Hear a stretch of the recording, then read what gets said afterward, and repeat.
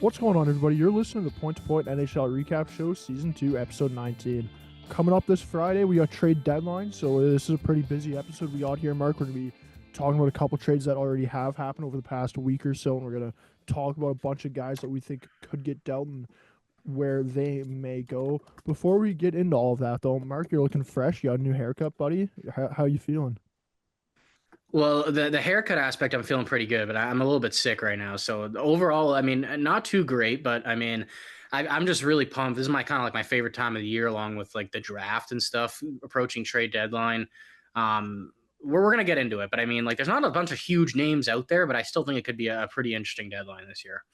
Yeah, it really feels like all the big names have already gotten dealt. We had a big name get dealt early on in the week, and let's get right into that. The Florida Panthers have traded for defenseman Seth Jones. The Panthers get Jones, a 2026 fourth round pick, and in return, the Chicago Blackhawks get goaltender Spencer Knight and a conditional 2026 first round pick. The Blackhawks are also retaining $2.5 million on Jones's cap hit. Mark, what are your thoughts for the trade? Sorry, before we get into that too, Florida did just pick up Vanacek, the goaltender, to sort of From San fill in Jose, their yeah. backup spot now with Spencer Knight being dealt in that trade. But what are your overall thoughts on this deal, Mark? Man, it's a really interesting trade in the aspect of like I think both teams kind of got something that they needed. I think Florida was looking for a top four defenseman since losing Montour and Oliver Ekman-Larsson last offseason. I think that it could kind of rejuvenate Jones a little bit, and I think that he can be a real effective player for them. But on the other hand, like with Chicago, like they've got their guy that could potentially be a goalie of the future. I think, right? He's only 23 years old. He's already played in 81 NHL games. He's been kind of up and down with the AHL. He obviously missed part of not was it last season or the season? I think the season before with Yeah. the like being in the player assistance program. But this is still a really young goalie, man. Like he was drafted. He spent 2 years in college, signed in the NHL and play right away, like in the playoffs, right? So it feels like that Spencer Knight's been around for much longer than he actually has. Saying this, I do feel like if I was like comparing the value, I think Chicago might win this a little bit. Especially getting like a first round pick back, which could be in 2027 based on conditions. You don't really know where Florida's going to be at that year. There's no like protection on it either. I would probably assume they're not going to be like nearing bottom of the league in a couple of years, but there's always that risk, right? Like you look at the Rangers this year, and it's sometimes you can just kind of fall off a cliff. But I don't know, man. I don't know if you disagree. I kind of like thinking about it a bit more. I kind of see this as a win-win for both teams. But when I'm comparing value, I think Chicago's getting a little bit more value with getting that first round pick back. Yeah, I'm with you on that, man. Comparing value, I think Chicago sort of came out a little bit better, but I do think it is a win-win, right? Like Florida, they're trying to win a cup this year. They're really bolstering their defensive core, bringing in Seth Jones now. Like their top four is going to be pretty good. You're going to have Mikola Jones, and then you're going to have Ekblad and Forsling, right? Like that's going to be a pretty tough top four to go against here in the playoffs, and we all know they're going to be making the playoffs. The other thing too with Florida is like now with Kachuk going on LTIR, they got still some even more cap space, right? So I don't think they're going to be done making moves. I think So they're going to after the Vanacek deal, they still got 5.3 million left in cap space. One guy I think that they could be targeting here, to be honest, to add scoring to their wings. Depending what Lou does, I would be looking at Kyle Palmieri. that would be an I think it's a interesting sort one of a for sure. similar ad to like Tarasenko last year. So I think that they're kind of not done here, and I think you can keep an eye on them here in the last 2 days. But yeah, overall, I like this trade a lot. Like Florida made out well, and then for Chicago, it's like as you mentioned, like Spencer Knight, he's still only 23 years old. Like people forget how young he is just because he was playing in the NHL at such a young age. Like you want to compare Spencer Knight to another goalie that's his age, Dustin Wolf. Dustin Wolf's a rookie this year. He's might be a finalist for the Calder, right? But like Spencer Knight and Dustin Wolf are the same age, so it's like when we sort of talk about like we've been talking about Dustin Wolf and how high his potential may be. Like Spencer Knight's the same age, right? So like he's not even close. Like he's not close to his prime yet, especially considering goaltenders don't hit their prime until a bit later on in their careers compared to Yeah. forwards and defensemen, right? So like Chicago, they're getting their future number one, hopefully, and then you're also getting a first round pick. I really like sort of what they got in return for Seth Jones, especially considering that Jones has that pretty big cap hit. And there have been times that where we've talked about it, like, man, if Jones gets moved, you might have to retain 50%. Like, it's going to be hard to move him with that cap hit. But for with the cap hit and sort of all the overall circumstances, I think Chicago made out very well in the trade. I also think Florida got sort of exactly what they needed here to go on a real Before we move playoff on, I push. kind of wanted to ask you something because I was thinking about it with this whole night thing. Obviously, like it's a huge risk giving up a goalie that's 23 when your guy right now is what 36, still Yeah, playing at a really high level, can still play for a couple years. But obviously, there's like when Bob's done, what's going to happen? I personally believe that they think that once Bob's kind of maybe on the downhill or almost done, the market they're in, they can be like, okay, you know what, we can attract a goalie to come here through free agency. yeah, I think they were looking at it that way, and they were kind of like, we've had $4.5 million sitting on our bench when we're a cap team, so we prefer to like put that money out on the ice for this playoff run when Knight's going to be the backup for at least the next couple seasons, right? That was my mentality with it. I think they think that they can just get a guy some other way when the time comes. yeah. I agree with that, man. Like they did it with Bob, right? They signed him as a UFA. We all know how like easy Florida has been signing guys in the offseason the last couple of years. I don't think it'll be too much of an issue for them to find a goalie once Bob is done. And to also mention the goalie thing too, I heard on 32 not 32 thoughts, Spittin' Chicklets, which I actually find kind of funny, but um in the one draft Florida got Spencer Knight and Devin Levi in one NHL draft, right? Two goalies, two of the top goalie prospects, and they turned those two pieces into Sam Reinhart and Seth Jones. So pretty pretty good asset Pretty good management work. by Bill Zito in the Florida Panthers. Let's move on and work our way out west. The Edmonton Oilers, who were in the Stanley Cup Finals against the Florida Panthers last year, they're making some moves as part of a three-team trade. Trent Frederic, along with forward Max Jones, pardon me, and Peter Hauser are going to the Oilers. The New Jersey Devils are retaining 50% of Frederic's cap hit, and in return, they get Shane LaChance from the Oilers.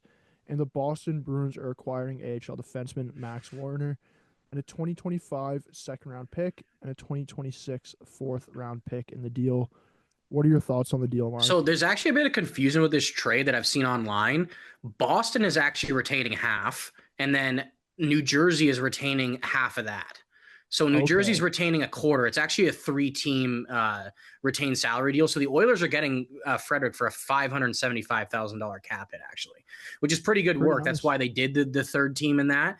You could find on Puckpedia. A lot of people on Twitter haven't said that, but apparently that's what it is, which is actually pretty good business. But I like them bringing in Frederic. I think it brings in an element that not that they don't have, but they probably lack a little bit. But the one thing that's confusing is that Frederic's not even cleared to play possibly before the playoffs start here. So you're kind of just bringing in a guy that doesn't really have any chemistry with anyone on the team.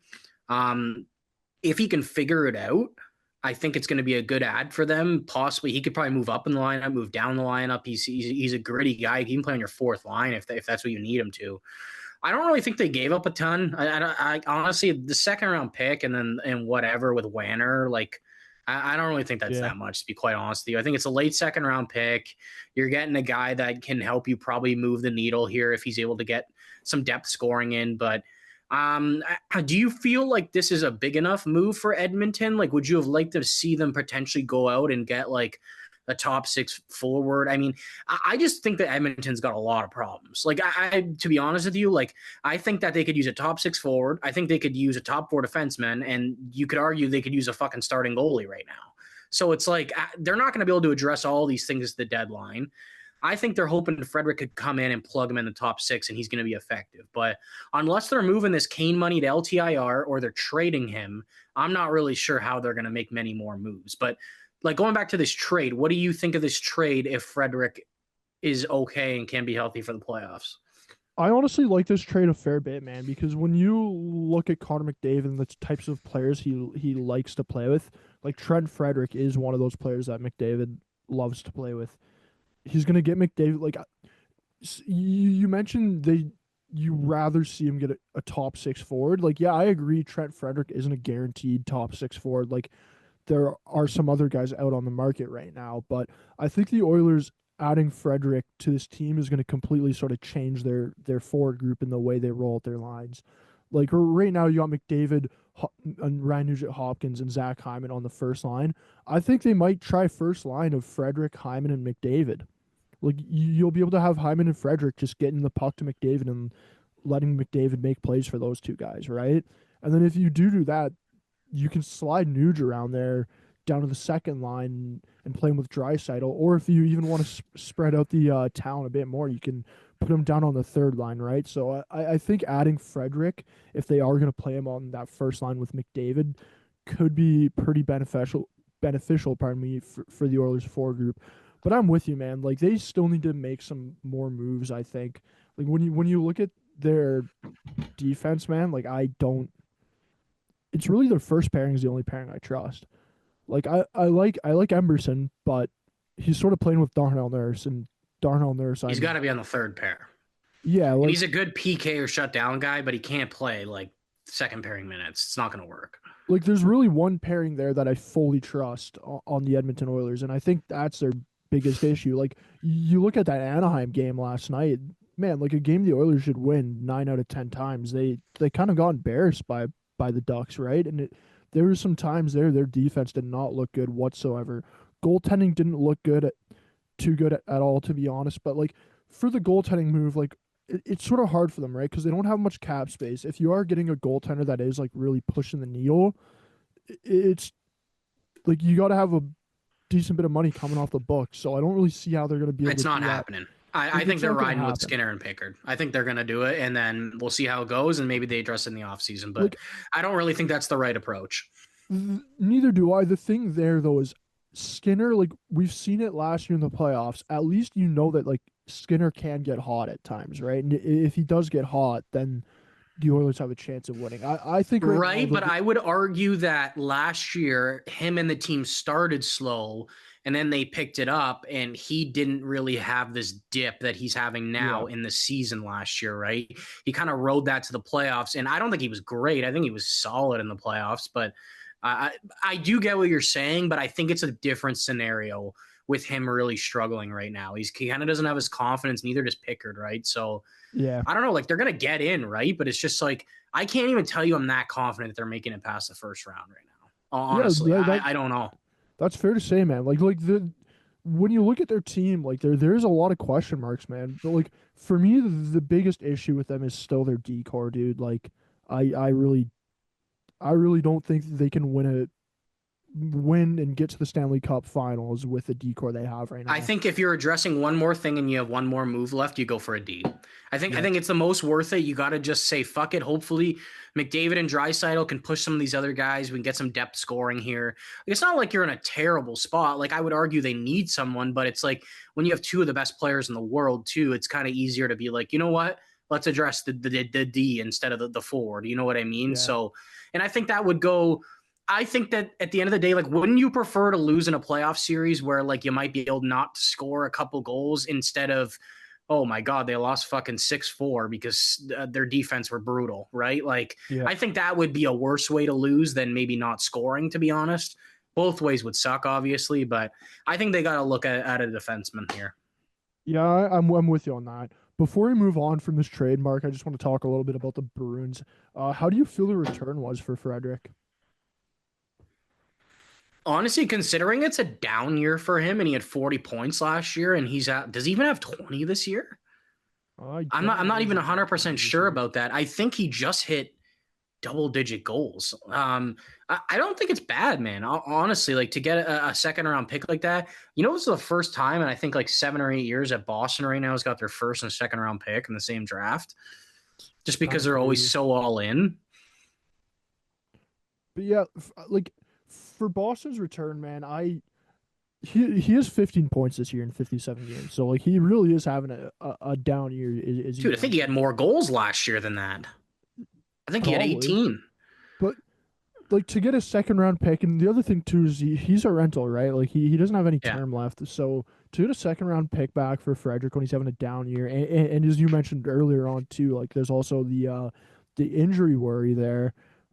I think it's good business by Boston because they weren't going to re-sign him, so it's like most He likely, wants too much considered to what they yeah, want to pay him, and I don't know. Like Boston, we ripped them a lot, right? Even their GM because they just want to win, right? I mean, to be fair, since in this century, they are the best regular season team in the NHL. If you look yeah, at it based on wins, points percentage since 2000, they have been the most successful NHL team in the regular season. They only have one cup. You can say you can whatever, right? But I mean, they don't like mediocrity, right? Like they fucking hate the situation they're in right now, 100%. But also when McAvoy's out, when Hampus Lindholm's done for the season, it's kind of like the writing's kind of on the wall, man. It's just like, what are you gonna do? Are you gonna stand pat? Are you gonna add? Are you gonna subtract? Like, I mean, I think them subtract. Honestly, I don't really think it's that like big of a deal. Just considering Frederic's no. not playing well, he's been injured. And like to get a second for him, I think is completely good business by Boston. Yeah, like most likely they're not going to make the playoffs. So you're going to lose this guy in free agency anyways. So what's the point?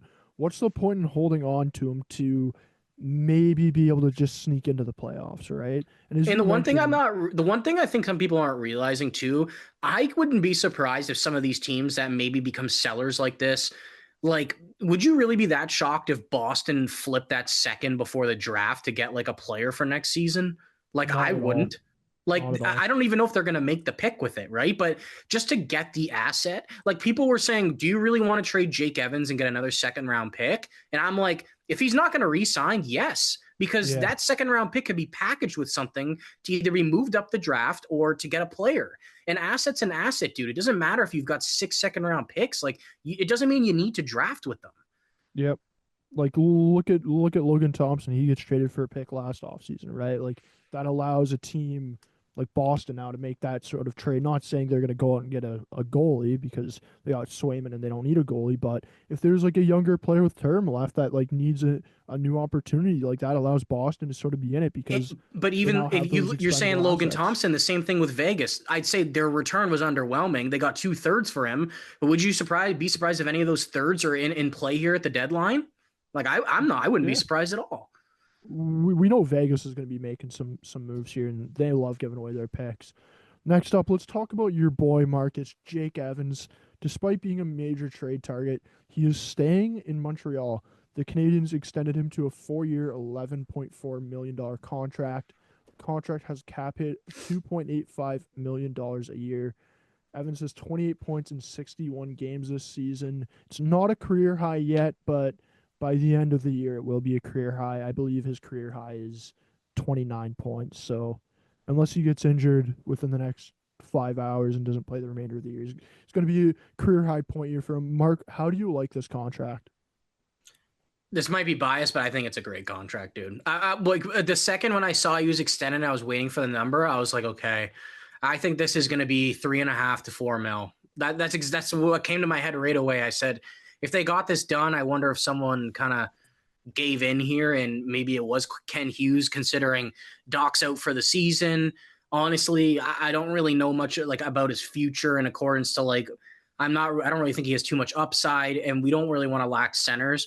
Bro, I can't lie to you, dude. I think this is a great deal. Even if this is his peak with 30 points, dude, I still would argue he's worth it because Yeah. he's the type of guy, he plays defensive. Montreal's penalty kill has been really good with him and Yoel Armia.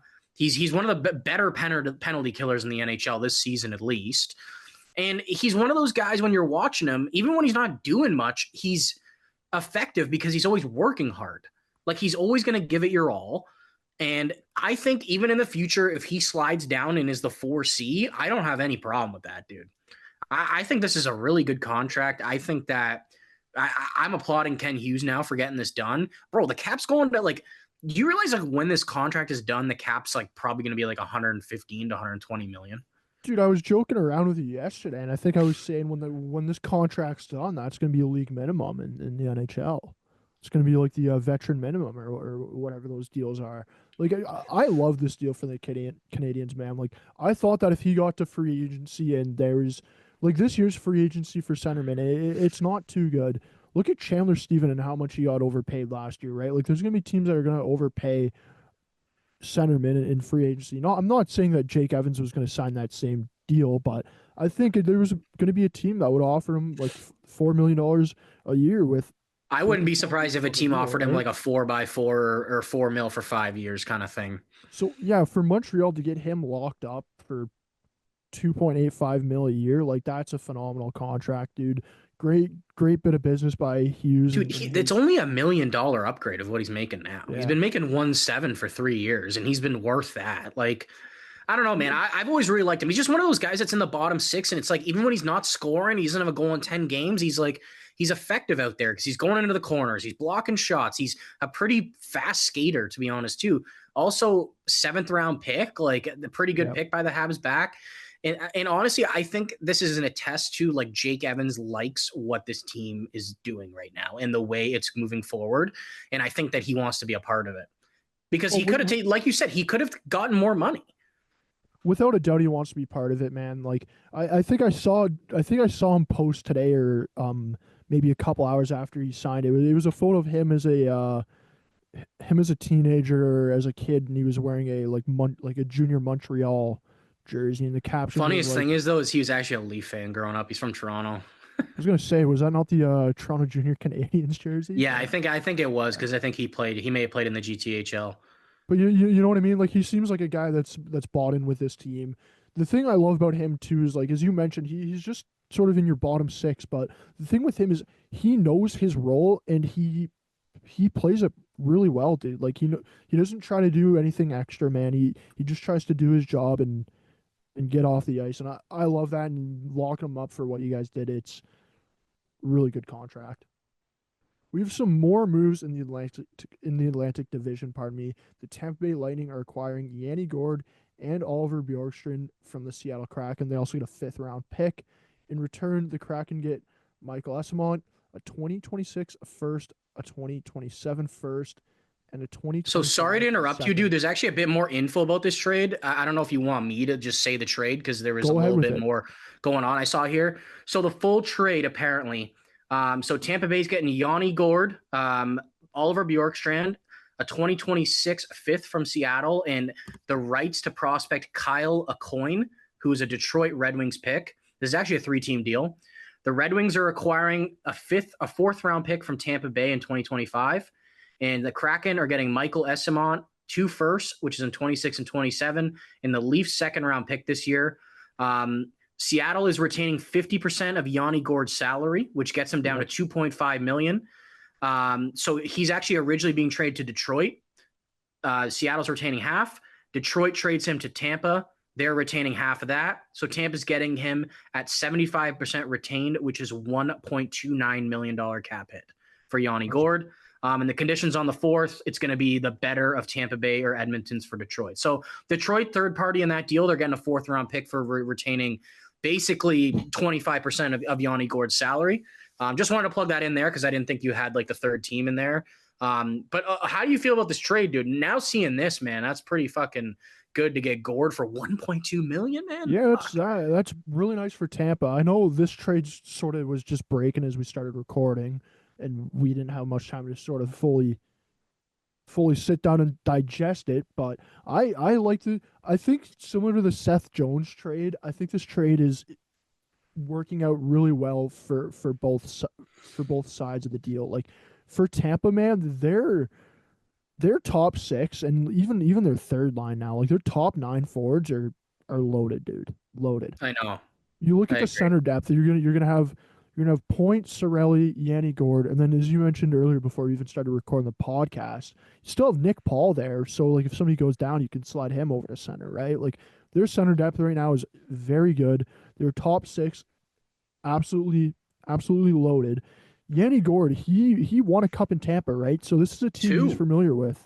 He's been on playoff runs. Like the good thing about that is it's not going to take him a bunch of time to sort of settle down and get used to playing in this system because he's already played in this system with John Cooper, right? Like he's coming back to a familiar place. So I love that aspect. And then even Bjorkstrand, man, like he's a hell of a player. He was an Bro, I NHL think All he's gonna Star. be good there, I man. think I think he's gonna be good there.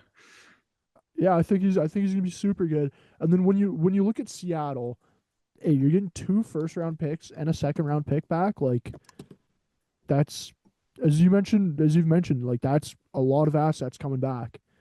So I like what Seattle got. How do you feel about this though?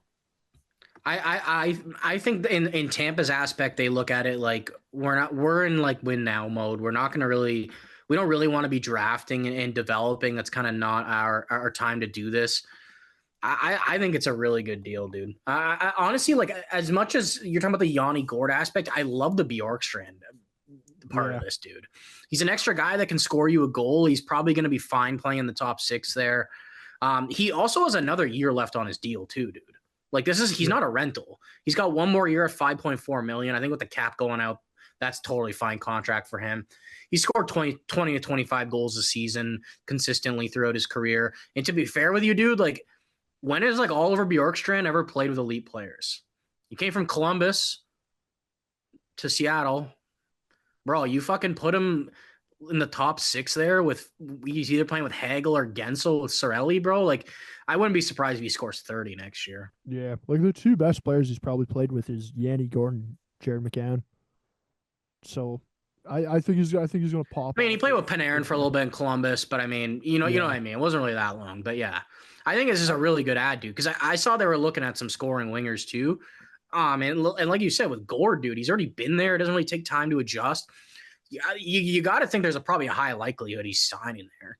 yeah, Like he's I re-signing. like I love this deal for Tampa. I think it makes them a really, really good team heading into But the also with Seattle, like in the like they've kind of been stuck in this mid direction. I think them just kind of like being like, fuck it, you know what, we can't stay here. Like we gotta like either go forward or go back.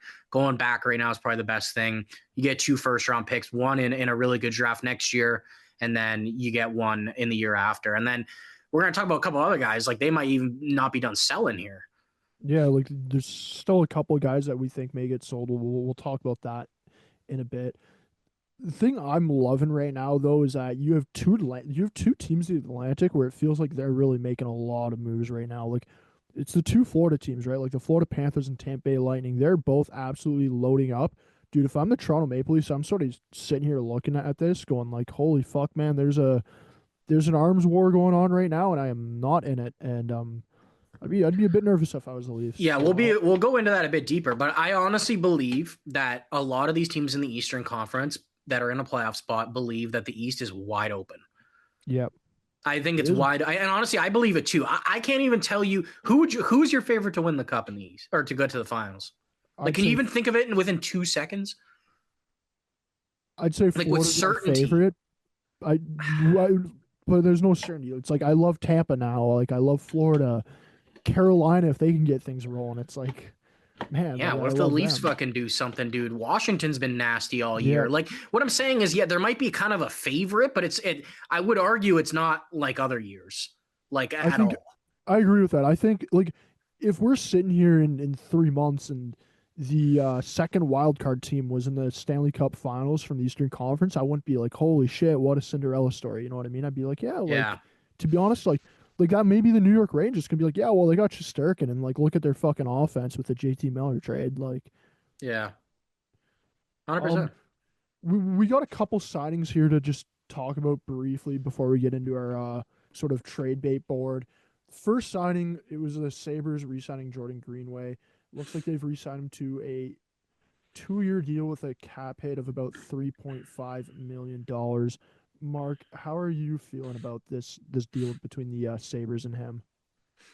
I think it's a massive overpay for what he really provides, but I also think that if you really wanted him to stay as Buffalo, you're going to have to massively overpay him. Yeah, Um, so I mean, I don't love Jordan Greenway to be honest. I don't really think he's that effective of a player. But we talk about them like not having veteran players there, and I think if you lose a guy like that and you can't really replace it, I think it might just be worth paying the 3.5. I mean, it's not long term, right? So it's not you're just dealing with it for 2 years, but I don't know. I yeah. think that I think if he hit market, I wouldn't even be, I wouldn't I honestly if he hit market, I would be shocked if a team paid him over like two and a half. Yeah, I think, as you mentioned with the Sabres, like they don't have any real veterans, so it's like you don't want to lose him. The other thing too is like this sort of way Jordan Greenway plays, like Buffalo. doesn't really have that many guys that are No. But I think the feisty, thing with willing to get in the Greenway is just like scrums, his right? his So career's been kind of disappointing. yeah, Like he was a pretty decently high pick. Like he just never produced offensively at all, but he's a fucking train of a human, dude. He's like yep. 6'6", right? So it's like he brings that different element, but I mean, I don't really know if it's the right answer here. Yeah, I don't know either, but I feel like Buffalo with sort of how soft they are, it's like you can't let your one and only guy that isn't completely soft just walk in free agency, right? Like the Tage Thompson thing a couple weeks ago where he gets blown up in the middle of the ice and Do everybody's you just also looking think that around like holding they were trying hands. to It's like like, develop a market for him and like they may have realized like there's not really a big market and then they're like it's probably better to re-sign him. Like I can't really imagine a team's offering more than like a fourth round pick, maybe a third. yeah, I could see them maybe trying to sell, but it's like, what's more valuable, keeping him or getting a fourth round pick? Like honestly, I think it's Yeah. more valuable keeping him because it's just like, okay, you have a guy that like is feisty and willing to throw the body around, willing to protect his players in the lineup, and like Buffalo, they really need a guy like that. Like we talk about their big culture issue, it's like if you keep on letting guys like him just walk or trade him for a fourth round pick, like that culture issue is never really going to but get that Yeah. much better with them, right? So before we move on to the next trade, there's just a little bit more about that Tampa trade. I'm just going to mention quick. So both of the first are top 10 protected. Okay. If say next year it's top 10, both picks slide back a year, and if it happens again, so if Tampa somehow in 2026 and 2027 finish bottom 10 in the league, they slide to 28 and 29, but then they don't slide anymore. Okay. But I doubt I that's happening anyway. I doubt that's happening, but makes more It's good sense. protection just in case, though. You never know, right? Yeah, especially the way the Atlantic is. Like Yeah.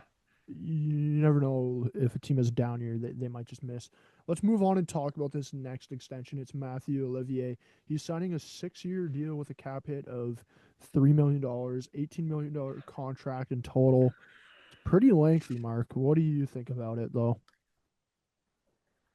I don't really know how I think about it. Like, I think it might be a bit much.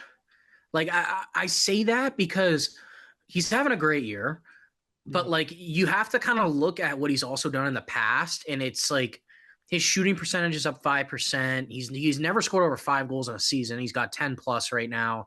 Maybe it's his coming out party, and I'm wrong, and he's going to be consistent like 10, 15 goal scorer. Honestly, here's what I'll say. If he can keep playing the way he's playing right now throughout the duration of this contract, I think he's more than worth it. But if I'm going on like past results and him potentially taking a step back, I think it's not great. But I wouldn't argue that it's terrible. A lot of people are comparing it to the Barclay Goodrow signing with the Rangers. I yeah, don't see it as that. I really don't. I think they're different types of players. I think that with Olivier being a tough guy, and not that Goudreau's not, but it's also a different level, right? Like, bro, yeah, Olivier, I'd argue, dude, he's probably a top 3 fighter in the NHL. yeah. He's a top three heavyweight, I'd say.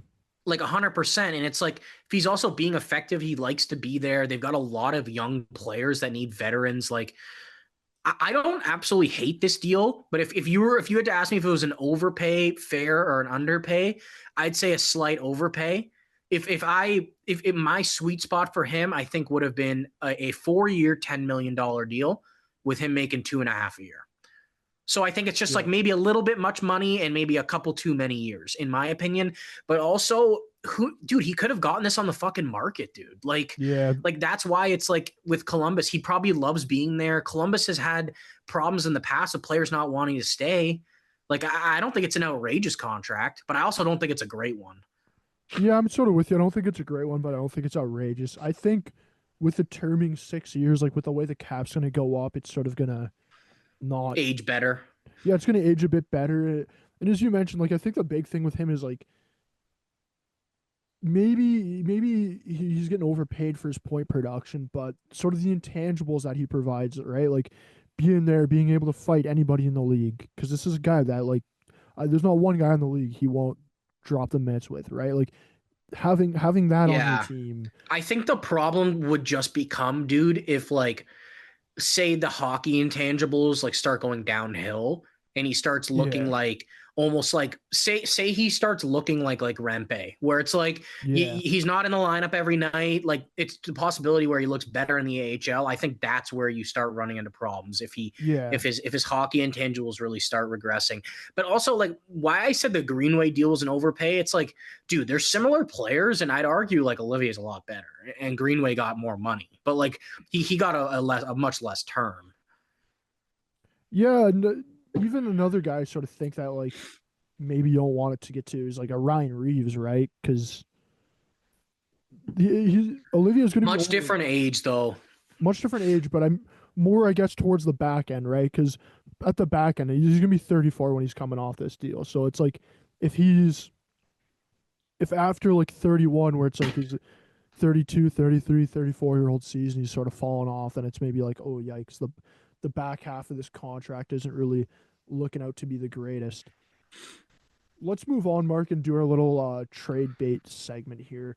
Basically, the way it's going to work is we have about 20 or so players that we all think are very likely trade targets, and we're just going to go through them, sort of say if we think they're going to get traded or not traded, and then maybe what sort of destinations or teams they would be a good fit on.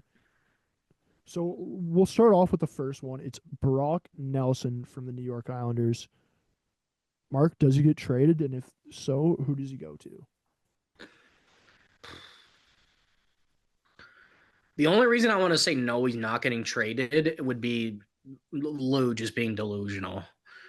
I think you can't miss this opportunity to get a premium for this guy, man.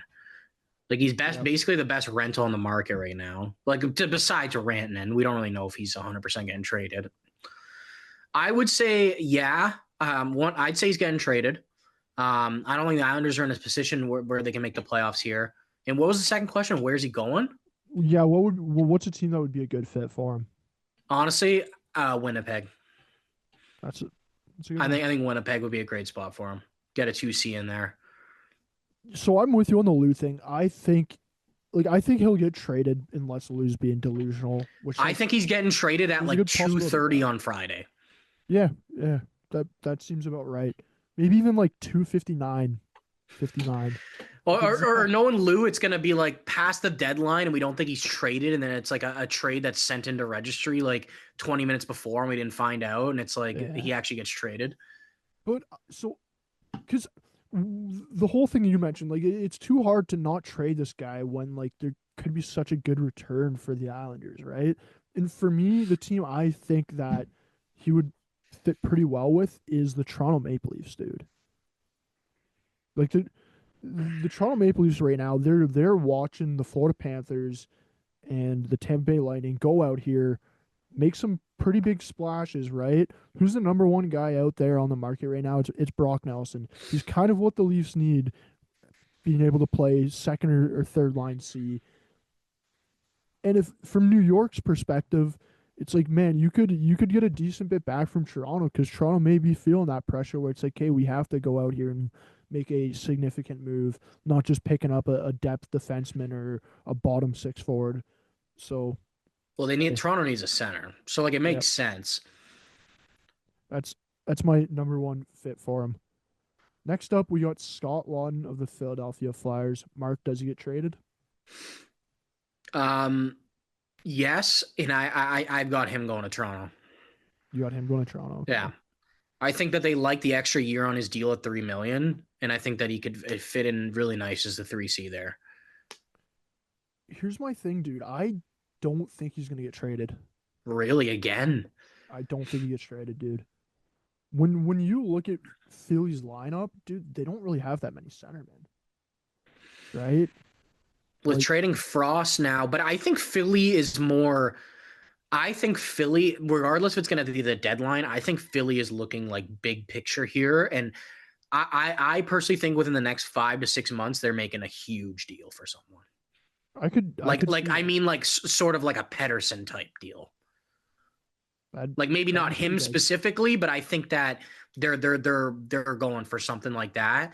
I don't know, man. If they know they're not going to make the playoffs, though, but think about this: you also thought that Jake Evans was going to be traded, and that Montreal's center is pretty thin right now without Doc. See, I honestly didn't think he was going to get traded though, dude. I thought you guys would You thought he was resign him. just going to sign? I thought you guys would resign him. Well, Philly's got what? They got Couturier. Frost is gone now. They got Noah Cates. I'm trying to find their line combinations, and either I'm blind or their line combinations are not on daily faceoff right now. So could be, could just Like be before it was Couturier, Frost, Cates. They've also got Paling. But I mean, the thing is, dude, is like, would you really be that surprised if like they move Lawton to Toronto and like in return, like part of the deal is like a Holmberg where they can just plug him in as 3 or 4C for the rest of the season? Like I their guess goal is not to make I the guess I could playoffs see here, dude. that. Like they can downgrade. It's like with this Kraken trade, dude. They trade a winger and a center, but they got Esamont like to at least like plug the hole there at the wing, so you Yeah, don't have to keep bringing up AHL guys. Like I don't know, man. I see a deal where like maybe like they're getting a Robertson and Holmberg back in a deal with Lawton, and like that's just gonna fill the hole for the rest of the season. Like, you know what I mean? Like they're not pushing to make the playoffs, so it's like at least you have someone to fill the hole, so you don't have to put like an AHL guy in a vulnerable spot for the rest of the year, and then you can decide in the offseason what you want to do. that's fair. I guess for me, just the reason I sort of think it's not, it's most likely maybe that he doesn't get traded just because for Philly, like with him having that extra year on his contract, it's not like it's a rush for them to trade him, right? It's like if they're not getting the price that they don't want, Okay, so then it's like they don't have to trade him. If you were Danny Briere, what's your price? Because a I'd lot say of my people are very indifferent about this. Some people think that he's not worth that much. Some people think he's worth a lot because he's making $3 million and he can play winger or center on your third line. I think it starts becoming a problem though if Scott Lon's in your top six. I don't like that at all. I think he's a yeah, bottom six player who can be an effective third liner. on a Stanley Cup winning team, he should be playing on your third line. I think if I'm Philly and I'm retaining 50%, I'd probably want a first round pick. So my question is, if you're not retaining 50%, do you think you're getting a first round pick? Because I think that's what's holding up this trade. Winnipeg, it is known knowledge that Winnipeg offered a second round pick for Scott Lawn and they rejected it. Yeah. So that is not enough for them right now. And I If it think is a that's the second problem. And if it is a second round pick, then I would want like it to be a second round pick and a younger player that can play my lineup now. Okay, so Not if saying you're the the guy with a lot Leafs, of would you potential, but give would you or okay, either side, would you how's this trade? A Leafs second rounder with Fraser Minton for Scott Lawton, no retention. Is that enough? if I'm Philly, I think I'd be fine with that. Okay. The only thing I think about there though is that if you're the Leafs there though, would you not rather give up a little bit more and maybe get Brock Nelson at that point though? You know what I mean? I It's think like it's going to be a lot. It's going to be a lot more than a little bit more than that, in my opinion. you think if it was like Cowan in a first, you'd be able to get Nelson? Because I Maybe. think like a I first and a don't know decent though, dude, because prospect. like that it's not a bad offer, but the thing is, it's like, dude, I think there's so many teams calling about him that I think that Yeah. there might be another offer out there. Like you look at this Tampa deal with Gordon Bjorkstrand, it's like 2 firsts and a second. Like, what if someone's offering a Cowan comparable, a first and a second? Like, you know what I mean? Like, it's not a bad offer, and I would highly consider it for Brock Nelson. But I don't know if that would be the best offer, just because this is a seller's market this year. Yeah, This is where you really want to be is. a seller. And there's not that many sellers to be honest either. Like there's a That exactly. So it's couple like teams that are full on I think sellers. that there's going to be a pretty sizable difference. I don't know how confident I am giving up a first for Scott Lawton, though. I'll be honest Yeah. with you. No, that's completely fair, man.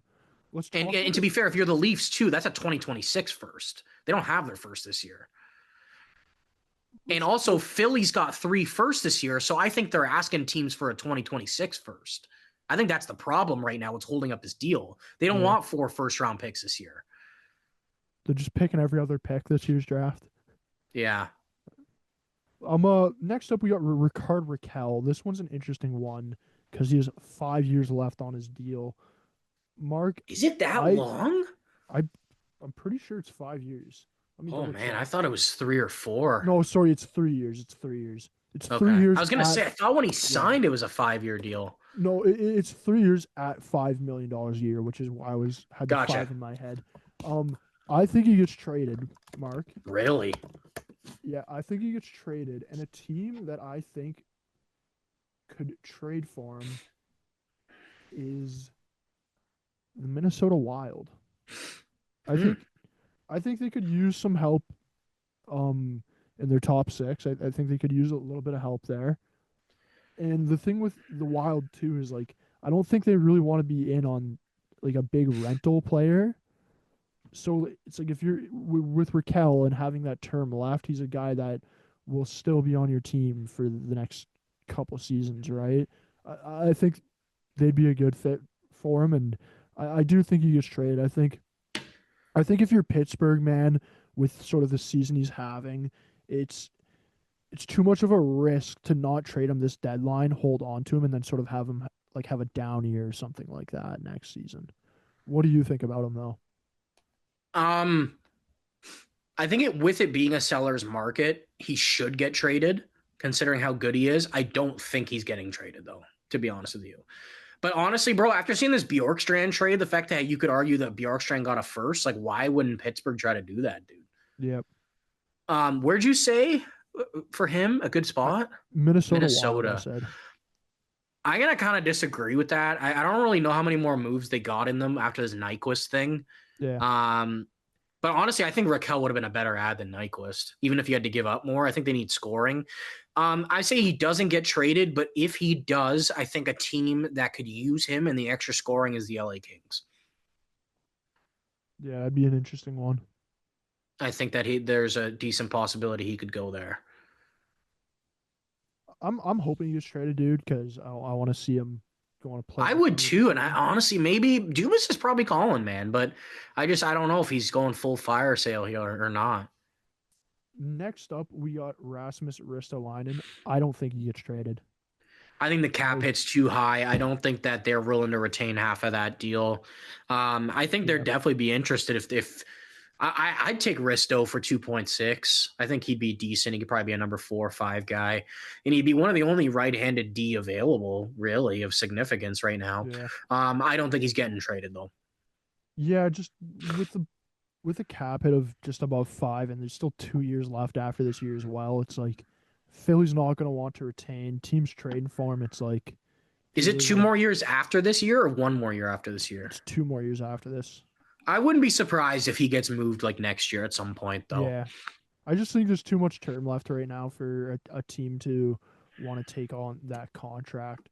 Like unless it's a team that's maybe a team that's sort of on the edge of the playoffs, like maybe like a Utah or a team like that, where it's like you're not you're more conservative buyers where you're willing to See, sort of I think take a on guys decent with move would have been if Dallas didn't get Cece. I think he would be okay in Dallas. Ristolainen. Yeah, Yeah, that would be that would have been an interesting one for them for sure. like you're telling me he couldn't play with Lindell, Harley, or fucking Heiskanen? I think he'd be fine.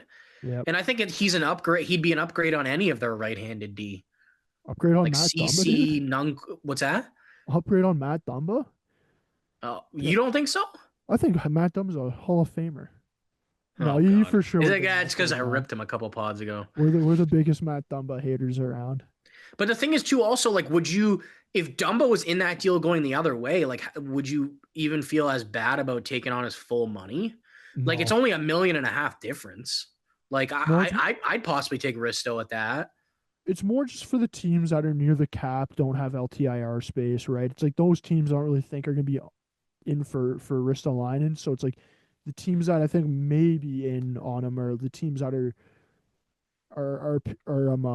do have a bit of cap space, right? Like teams that aren't like a lock for the playoffs or maybe are sitting a couple points out where it's like we don't want to sell, but we also don't want to go all in on like a rental.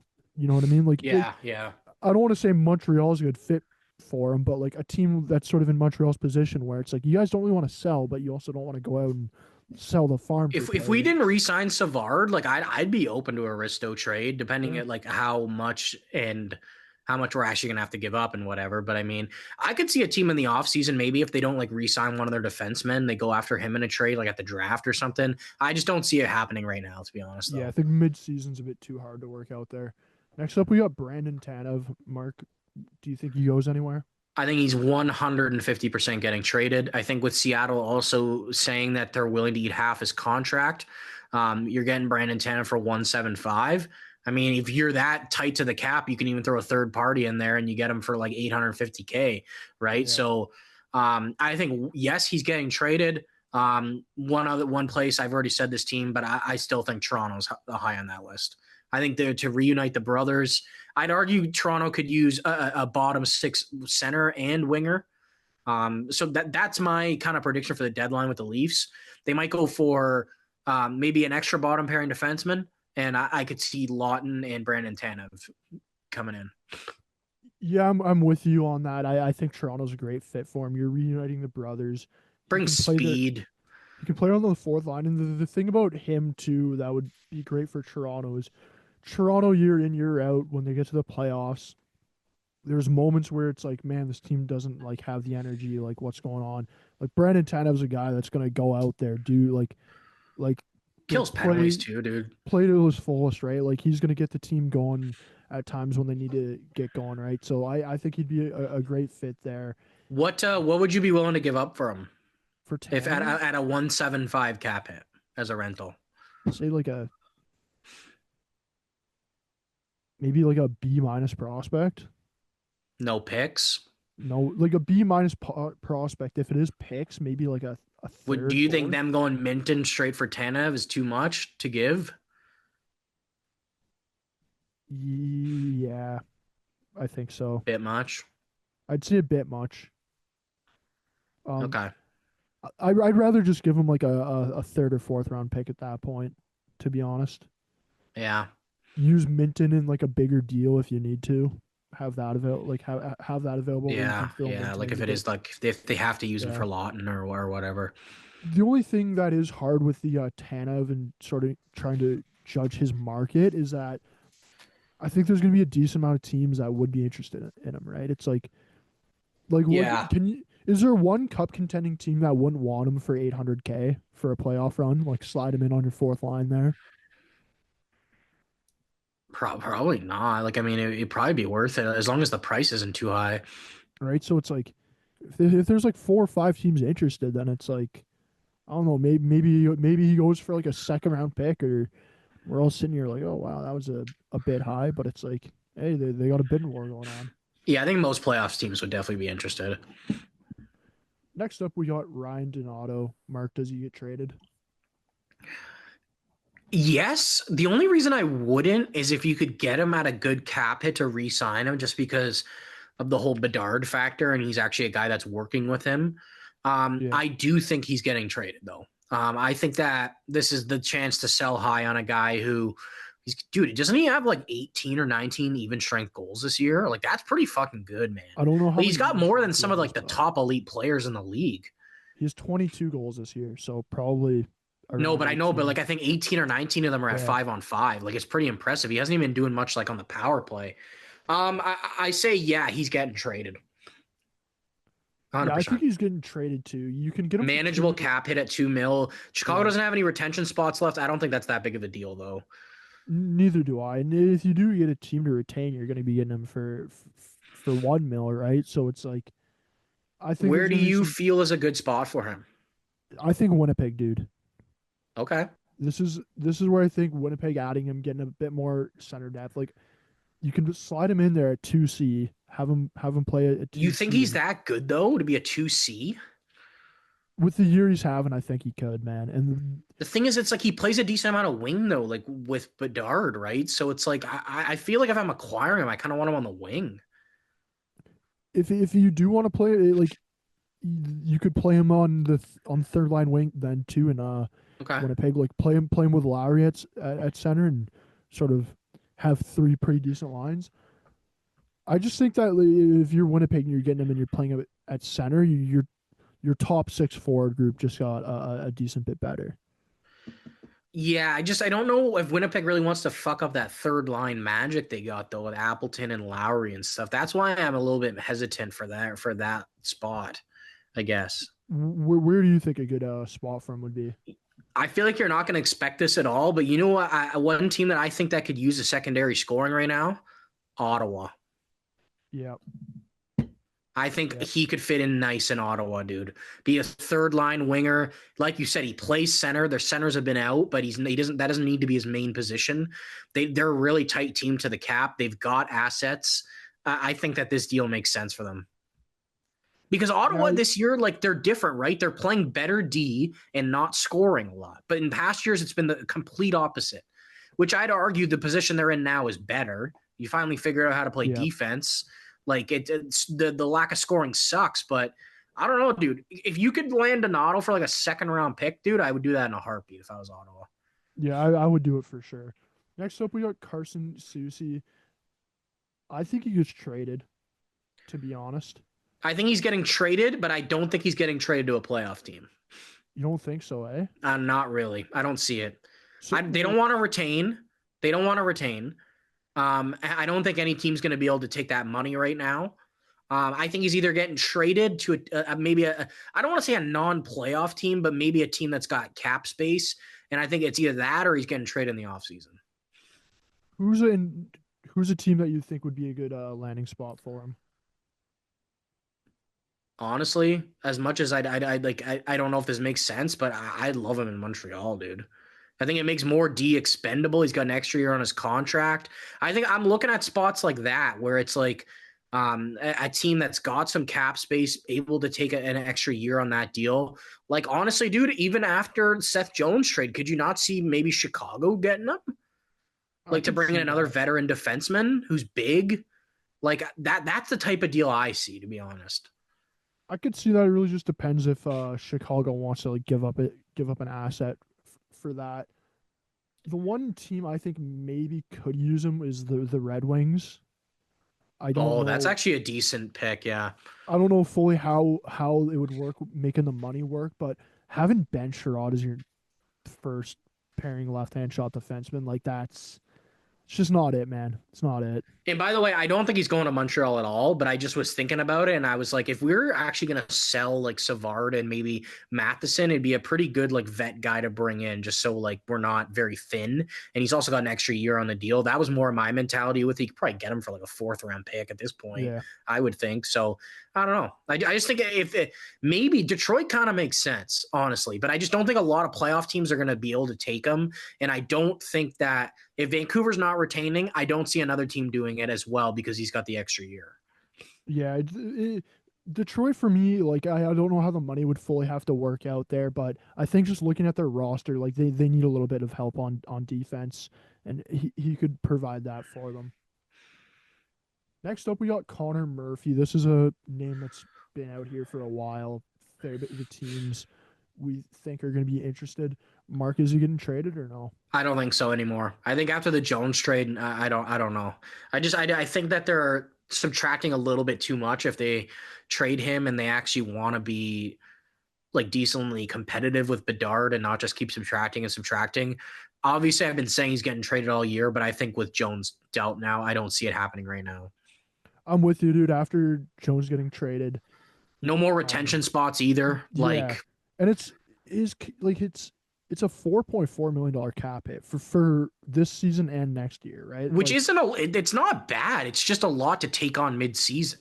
that, yeah, Like if you trade him in the offseason, you'll get that spot back because McCabe's deal's done, and then you could trade him for 2.2, right? yeah. I just think trading him mid-year with the 4.4 and the 1 year left after this year, it's just gonna be too hard to make the money work for most teams, right? Yeah. And then also for Chicago's perspective, it's like, do you really want your decor for the last 20 games or so of the year just to be four AHL guys? Like, Yeah. probably not, to be honest. Next up, we got Luke Shen. Mark, where does he go if he's getting traded? I don't personally believe it's happening this year. You don't think so, eh? No, I don't see it happening, dude. You? Yeah, I sort of think he gets traded, dude. I Really? At the full cap hit or them retaining half? I think I think teams would sort of need to find some sort of retention somehow. Maybe it's not half retention, but if you can get him for Well, I mean, he's 275, so that's like about 1.35 ish, right? like Which isn't a bad cap hit. if you can get him for below 2, like 1.75, I think there's teams that would be interested in getting him. But you know who I think could use him a lot, man? Is Who? Ottawa. See, I think the Oilers could use him, dude. I don't think he plays enough minutes, man. I He's not a top four guy. I agree with that, but even just being able to have Klingberg like not in your lineup, Shipped out. I don't It's know, not but good, man. for me when I watch the Oilers, dude, like there's not that many yeah, he's not a minutes eater, Luke Shen, but he's a guy that you trust in your own end, dude. Like for the Oilers, man, Fair, but I think they should they don't aim have any higher of those right now. I guys. think there's options out there where they could aim higher. That's fair. That's fair. I But just maybe they don't. do bring him in. If they can get him half retained, it's not a lot of money, right? Like maybe they go out and get a guy and him. Like, I don't Yeah. know. Next up, we got another defenseman, is Jamie Oleksiak. Does he get traded? Does Seattle just trade their entire roster basically at this point, or no? Oh, dude, this is tough because I think they should. I just don't know if they're going to. Yeah. You know what? I'm gonna say no. I think with the extra year left on his deal, I think he's getting traded eventually. I think he's going to be one of those guys that's kind of talked about down to the wire here. I got no fucking inside business or whatever to make this decision. It's just a pure guess. I'm gonna just go no. I don't think he's going to get traded either, dude. I think 4.6 million with 1 year left. It's going to be a bit too hard to figure out the money mid-season. The other thing too is I don't know how much Seattle's going to want to retain on the Well, if you're going into the deal deal. next year and you're okay trading him with retaining, like 2.3 is not terrible for a year, right? But I think just the retaining factor for Yeah. I know a whole other year right now is a bit might be confusing with even like the value of the player too. You know what I mean? So I no, I say no, but it's not impossible. Like I'd say it's about if I had to put a number on it, I'd say it's about 65% chance he's not getting traded. Yeah, I'm kind of more like 75 to be honest. I just think Okay. I just think Seattle after doing the business they just did with Tampa, I just I like they got a really good return there, right? It's like if you're shipping out Alexiak, that's more money you're having to retain after you're retaining money in another deal.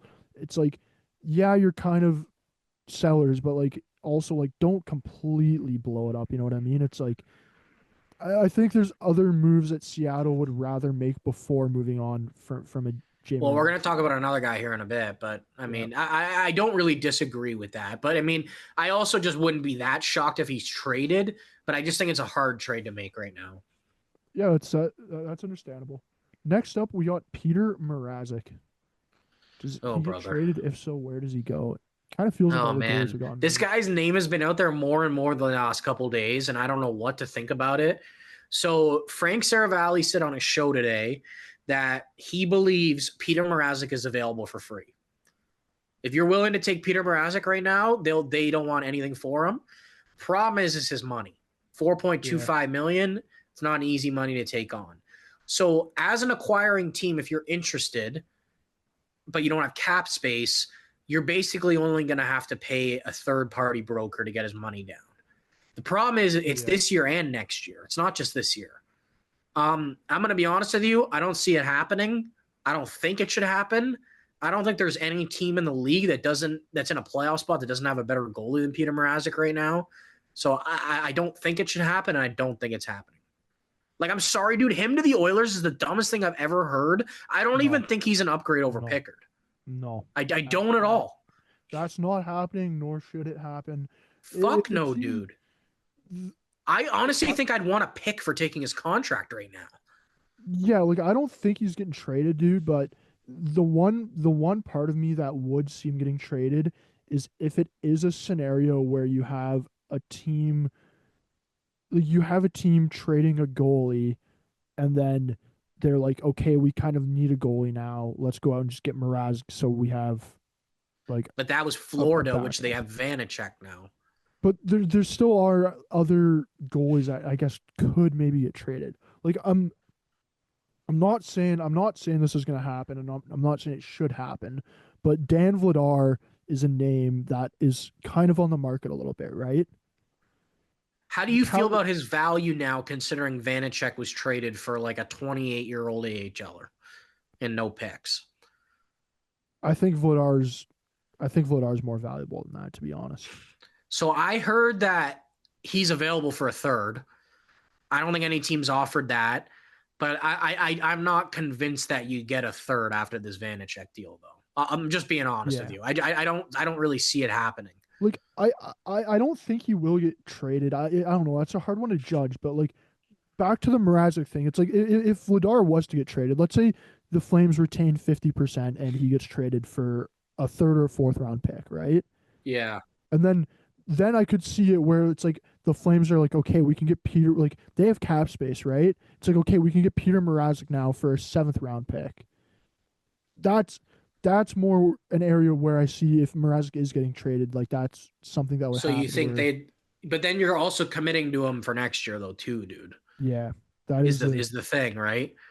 That's what's kind of like if it was a Vanacek, like I kind of understand the Vanacek thing. Like it's just like they need it.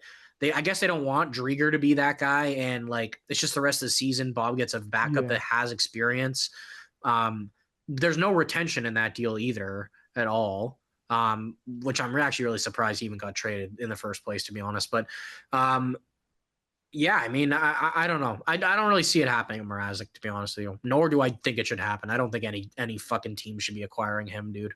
The only other scenario I can sort of think about right now is maybe the Ducks, where it's like if John Gibson gets traded, Yeah, then the Ducks go out and get Mrazek for nothing. So like just so you have the two yeah. No, I get somewhat it. goaltenders. I think But it's a high unlikelihood, though. yeah.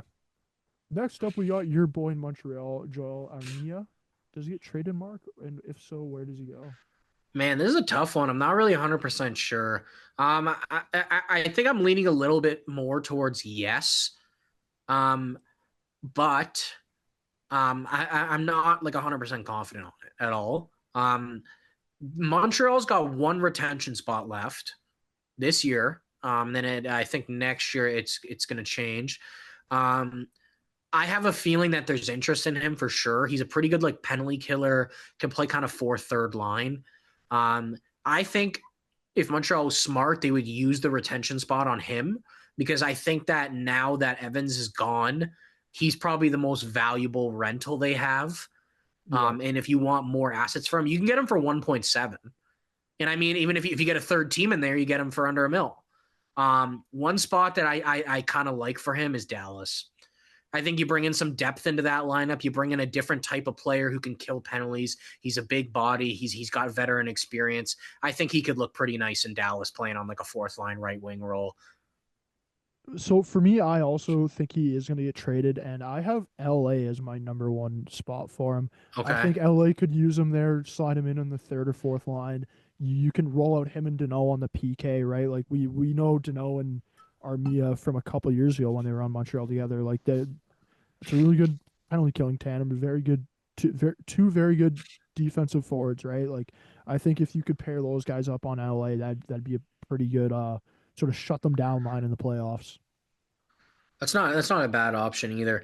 Honestly, like one other place that I can maybe see him going to add a veteran presence, like penalty kill, would honestly be like Columbus, man.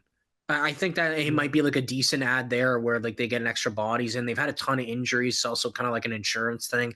And honestly, dude, you're not getting a lot for Joel Armia. Like I think if you're retaining half, you're probably looking at like a third round pick. Yeah. Like honestly, I'd even say a fourth. Like maybe with the seller's market a third, but like you're not giving up a ton. And honestly, I think if you could get him for 1.7, he could be like a decent. Like he wasn't bad in the Habs playoff run a couple years ago. No, it Like he was scored a couple big goals against the Leafs in the first round, one against Vegas in the conference finals. Like he's had experience being in the cup final. Like if I was a contending team, I would definitely be at least inquiring about him. Yeah, I for sure would be interested in him. Next up we got Matt Grizzlick from Pittsburgh. Mark, does he get traded or is he staying?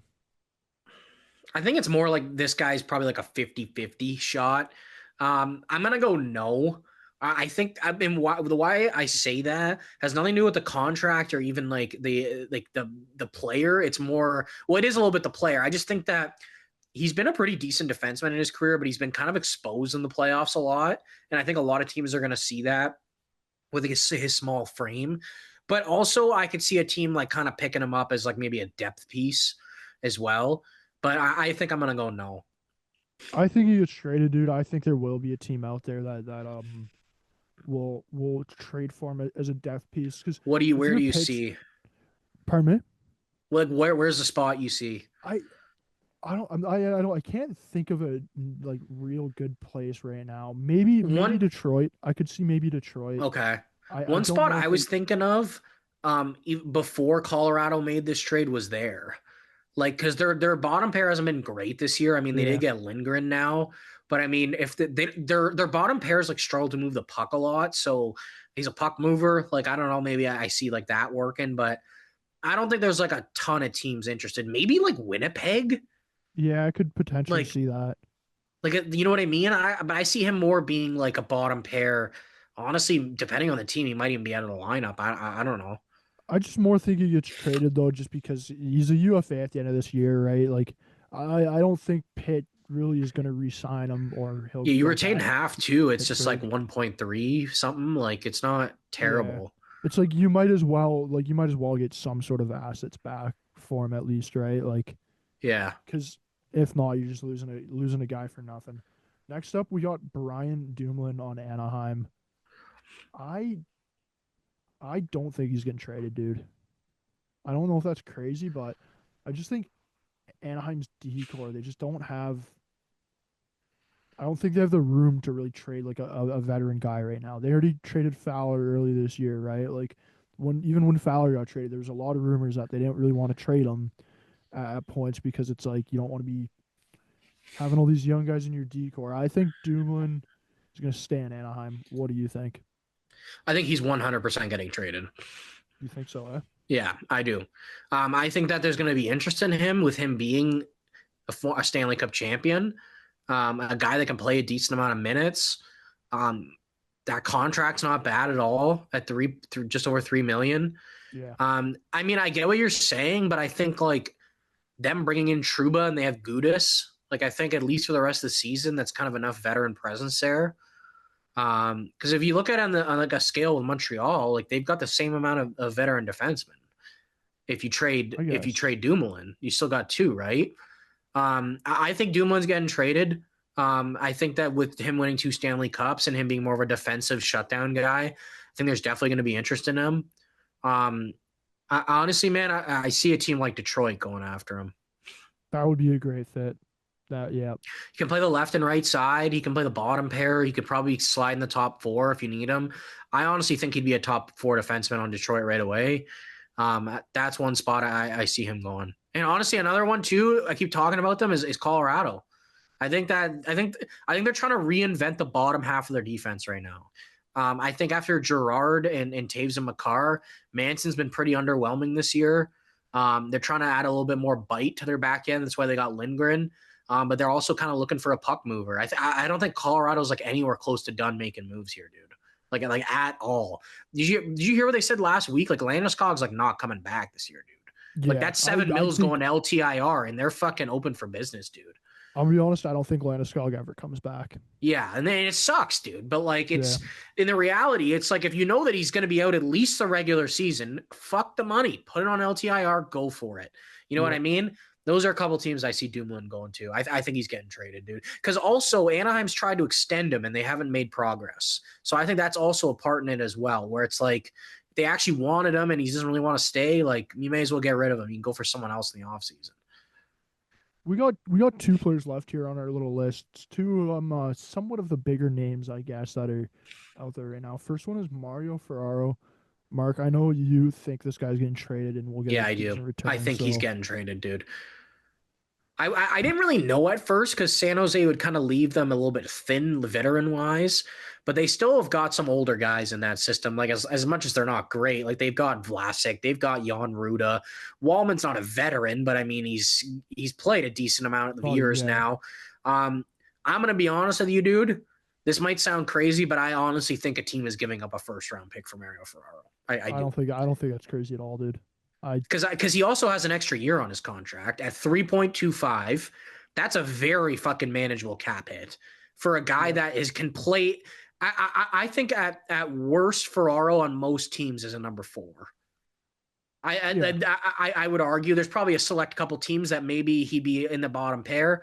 I'm gonna be honest with you. I have a couple spots I could see him going. Like there's not really one team where I'm like they're getting him. I think it's team that needs decent top 4 help. One, I see Detroit.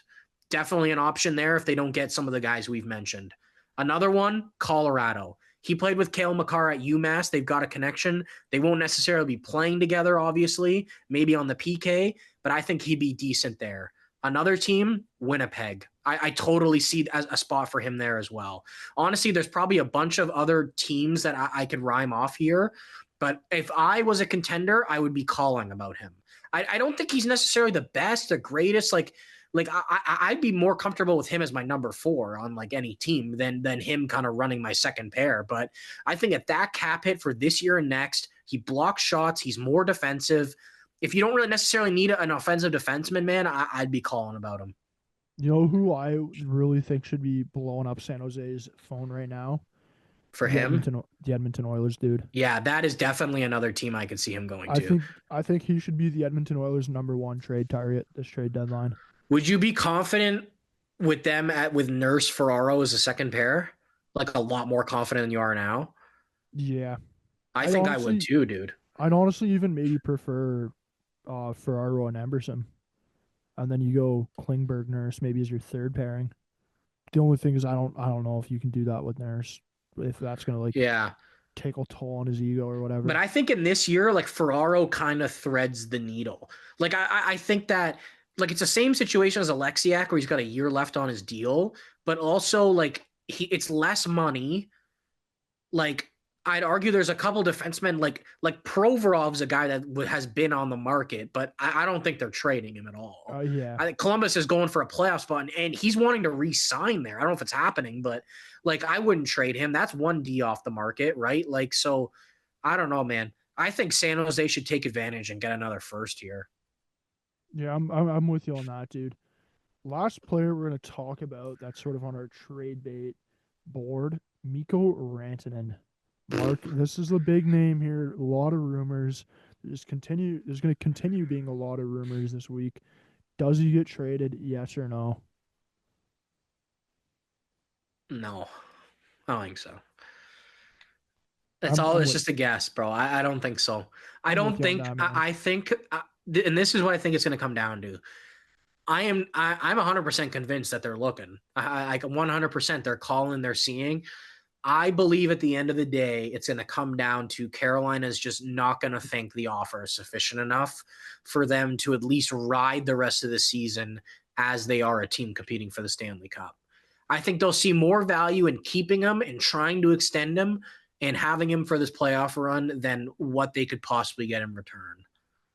Yeah, I think you nailed it on the head there. I couldn't say it any better. Like you you put all your chips in one pot, man. Like you can't back But out. just because Randon's not comfortable there now doesn't mean he's not going to be in 2 months, Yeah, dude.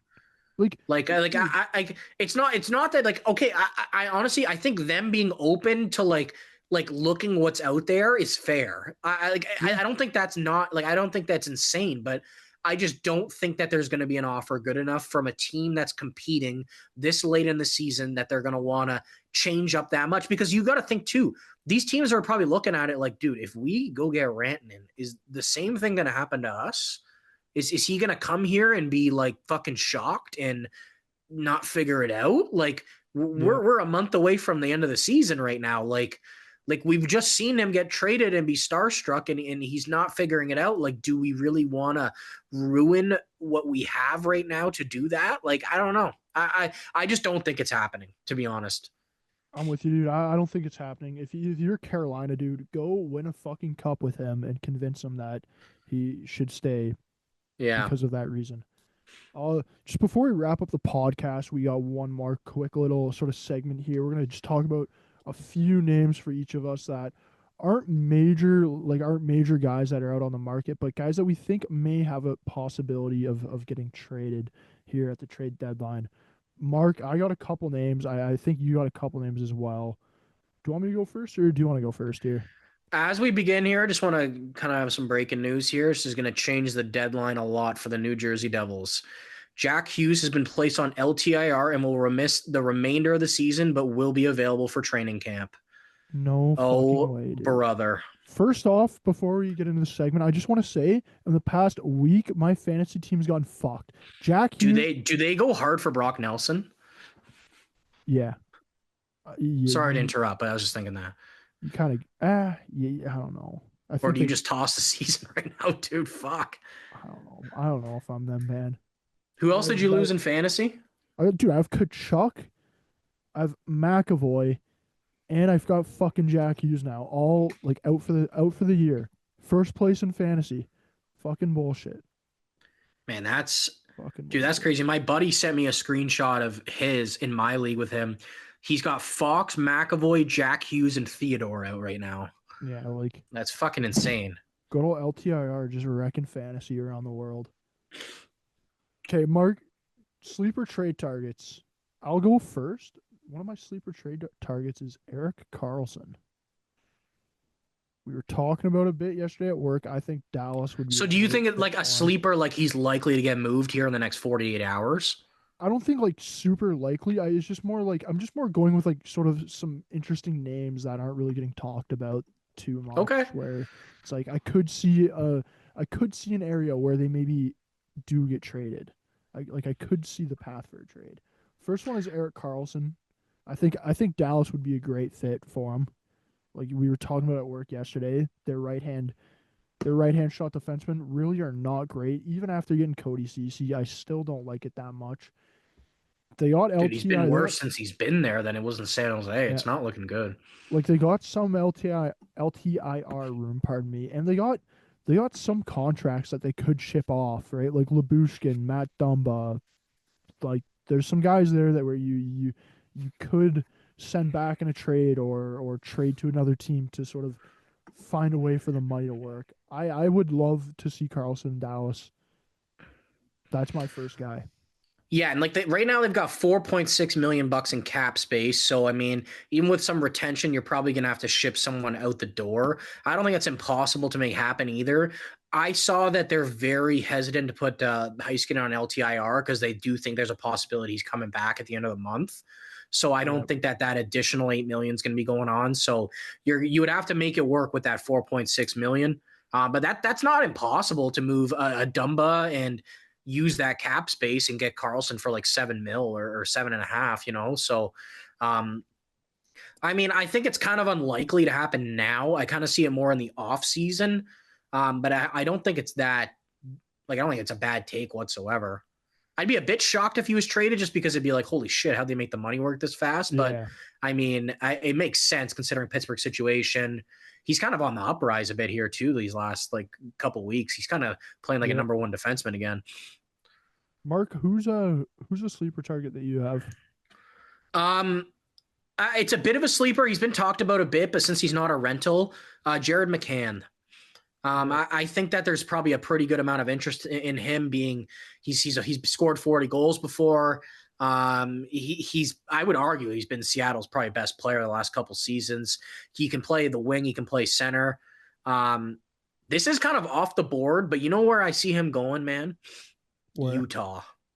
I love that dude. Him and Dude, Gunky I playing think you together. bring in a guy who has got a bit of experience. He kind of fits in with the age of the core. He's on a good contract. Utah's got fucking tons of cap space, dude. Like, Yep. it's not even funny how much, dude, they've got $27 million in cap space this right now for the end of the season. Like, the 5 mil's nothing. They've got premium assets. I'm telling you right now, dude, if I was Utah, I would not be afraid to attach my first round pick because right now they're outside of the playoffs. They're not. I don't know if they're going to get in. Like it's tight, but even if you're not getting in, your first is anywhere from 15 to 12. I'm going to Yeah. be honest with you. I think 2 years of Jared McCann at $5 million is easily worth that pick in Yep. this draft. I think you top 10 protect it just in case you fall off a hill. And maybe it takes a bit more, but honestly, dude, I'd be willing to give up a first plus for Jared McCann easily. Yeah, I would be as well, dude. Like if you just protect, you just top 10 protect it. So it's like if, as Another you team I mentioned, could see possibly, we talked about them getting scoring, is maybe LA. yeah, that would be a good fit as well.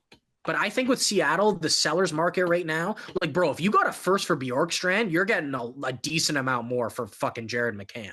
Yeah. You're in a first plus, first and a pretty good prospect. Yeah. Next guy, so I also Jared McCann on my list. I Okay. think that would be a pretty good target that a lot of teams would be interested in. This one, it's not. This one's sort of an interesting one, but I got Nikolai Ehlers on the Jets. I don't think necessarily he does get traded. The only reason I have him on my list though is because if Winnipeg was to do like pull like a big move off, he is a guy that I could see potentially being in the deal with him being a UFA at the end of the year. Right? Like you talk about Rantanen, and See, is that's there the most likely spot I would see Rantanen going if he does, because I yeah, think that they'd be willing to trade Ehlers. that like that's the thing. It's like if you're Winnipeg, it's like man, been in the like you've been a pretty decent regular season team, but every time you get to the playoffs, you just haven't been able to get it done over the last couple of years. You sort of got to get over that hump. Like Rantanen would for sure help out with that. So it's like their team I could see maybe making a big splash like that, right? And if they are making a big splash like that, Ehlers is gonna have to be involved. Um, that's really the only reason I have him as my one of I my think he's big unlikely to targets. get But traded, but I think that like it's possible. And like to the rant, like if Rantanen was going like and they were gonna trade him, like I could see that deal making sense where it's Ehlers plus for Rantanen. Like, yeah, and the thing is, it's like you'd argue, well, Rantanen's not going to resign there. Well, to be honest, it doesn't look like Ehlers is resigning there either. Like, you yeah, know what I mean? So it's like you may as well get an upgrade for the rest of the season. Like, I don't know. He's going to be playing with some pretty good fucking players there too. And the funniest thing is, imagine them meeting the Abs in the playoffs. dude, I would love to see that.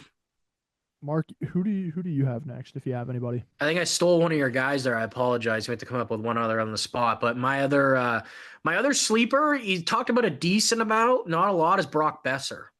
Okay. I think possibly it's kind of a weird situation now. I'm not really 100% sure what's going on with the Canucks. They're like the most confusing team to figure out what they're doing. Um, they're either currently in a playoff spot or like a point out. They sold Miller, they bought Pedersen. Apparently, Pia Suter is going to Dallas, but that deal hasn't been figured out yet. Um, they've offered Besser an extension. He said no right now, but they're trying to buy, but they're also willing to sell him. So I don't really fucking know what's happening. That's why I'm not really that convinced he's getting traded. But I mean, there's going to be pretty big interest in him if he's on the trade block. Yeah, I think Besser there would be a lot of interest in him, dude. Well, he turned down a 5-year, $40 million deal. He'd be getting $8 million a year from the Canucks. So I don't know if he wants more term, more money. I'm not really sure what it is, but Yeah, maybe he's he's kind of also sick of everything there and he wants to get out of there. But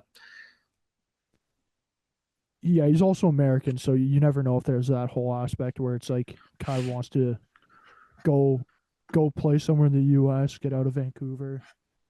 yeah, I've I have one more guy on my list as a sleeper trade target. It's Ryan Strome. Um, I think there okay. may be some teams that would be interested in picking him up. Like he has a pretty decent cap hit at $5 million. He has a fair bit of term left. The thing with him is it might be hard to work out a deal like mid season if you're a contender. Yeah. But like he's sort of in his prime right now, right? He's got 5 years left, making 5 mil. You can play him. You can play him second line, even maybe third line if you're pretty deep at the center position. I think for teams, if they're gonna pick him up, it doesn't make sense for like a real top of the standings team to pick him up. I think it makes more sense for a team that's sort of in the mix of things right now. You know what I mean? Like maybe like a Utah. A Utah might be a good example. Like if they're not looking at like a Jared McCann, that one may be a good example. The only thing though now that's sort of hard with the Ryan Strome thing is Anaheim's starting to sort of heat up a little bit, and they're not like a shit ton out of the playoffs. So it might end up being that they're not like major sellers, which Yeah, of course he wouldn't get sold in that scenario. Mark, interesting. anybody else you have on your list? I think my last sleeper guy, I'm gonna go Paterka That's in a good one, Buffalo. dude. I don't think they're willing to really kind of. I think they're moving off of like wanting to sell Cousins and at least hold off on Byram for now. But there's been a ton of Sabres out there on the block. I was thinking about Tuck. I don't really know if I see it happening though this year. Um, I think Paterka might get moved for another like younger player, but I'm not really convinced it's the right move. I think he's a hell of a player. Like Yeah, I he think I'd be is. looking to move Jack Quinn before Paterka. But I mean, if you want to get something good, you got to give up something good, right? But honestly, I feel like my sleeper pick is like three different fucking Sabres players, like Byram, Cousins, and Paterka, and maybe even like Tuck and Quinn. Like it's like, but I don't know. I kind of feel like this traction on Paterka is like they're actually kind of willing to move him, and it Yeah, doesn't feel like they're like really that sold on moving Cousins.